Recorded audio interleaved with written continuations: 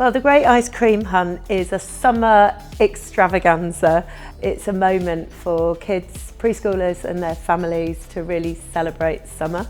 Came from Christmas in Storyland, and that show was created when we should have been on stage creating a live panto, but COVID happened. We scratched our heads and very quickly turned around a show that put performers in a storybook world, and it was all shot on green screen with beautiful illustrations. The process of doing that was quite intense and laborious and not particularly creative. Difficult for talent to work against because they can't see what they're performing against. It's a long post-production process, but as we developed the idea of Storyland, I started looking into VP and came and had a chat with Ed at Versa Studios. It was brought up that there's a concept of trying to move on to the next level of technology. So I said, well, I've been working with Nathan for a few months, and we've been chatting about volume production, and not just about the wall, but about the creative options that it can give you. And then brought in BBC producers to physically see a demo. So I think the reaction was quite astounding. And now we've reached this point, which I think we can all be, well, very excited about and very proud of. So we got involved in this production through Versa Studios, who brought Immersion Science in as independent consultants to talk about how we could elevate production and do something a little bit different for the Great Ice Cream Hunt. Virtual production is an alternative to shooting on green screen, where the difference is that on set, as you can see here, there's an image that's visible in camera. And through camera tracking, we can detect the position and rotation of the camera in real time.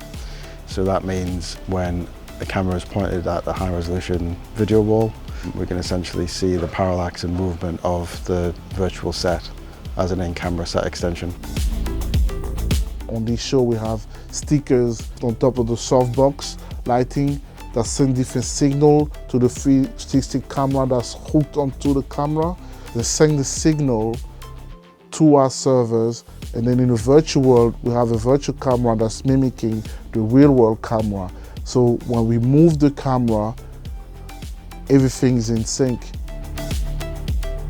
Creatively, it gives us the flexibility to adjust scenes while we're in the middle of them. The fact that you can adjust a scene quickly and efficiently, as well as put effects in various lighting states very, very quickly, which is a real advantage over some of the limitations of shooting on location. A bit more full of life on that one, Rebecca, to see like. The whole show feels glossier for having VP, in that we can use tracking shots, we can get really close, move the background around to suit our shot. It's been easier for the cast to be able to visualise where they are in the world and actually immerse themselves into their characters a lot more, because they can see the worlds that we're taking them to. It's nice as a performer to be able to actually interact with things that are happening around us. Before, with green screen, we would have had to have imagined. It really sort of like helps create a childlike imagination and playfulness for us as performers as well, because we can physically see a very childlike illustration all around us. But working with technology like this is really levelling up the type of performance that we can create for our audience, and to be part of that is exciting.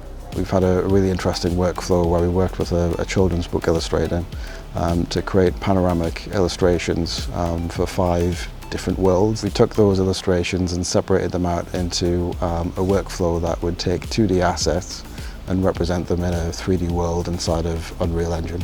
But then also how the physical production design could support the virtual production design. We were kind of working it out between us how we would establish the real set versus the virtual set, and how those two worlds would connect to bring the virtual set into the real set, so that there's sort of a seamless junction between what we're doing and what they're doing, and it all kind of flows nicely between the two.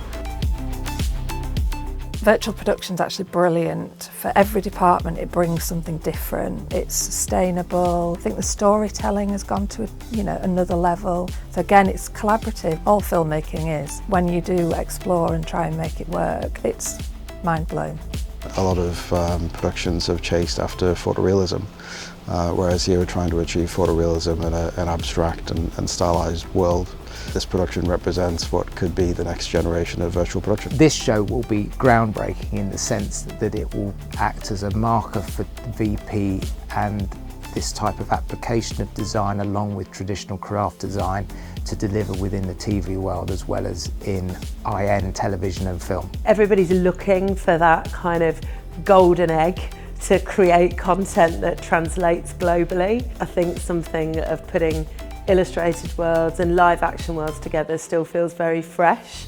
We're using VP in a different way. We don't want it to look real. We want it to look like you're in a book. And what I really, really value working with Versa is how much they value and champion children's content making. They've been really supportive of us as we've come in and tried to get our heads around the technology. It requires everybody to work really, really closely together to be adaptable to new things. For me, this is a really lovely story of so many creators that are based in the Northwest, and that, you know, this is a lovely hub for us to be working in, right in the middle of Manchester, creating a story for the UK and hopefully beyond.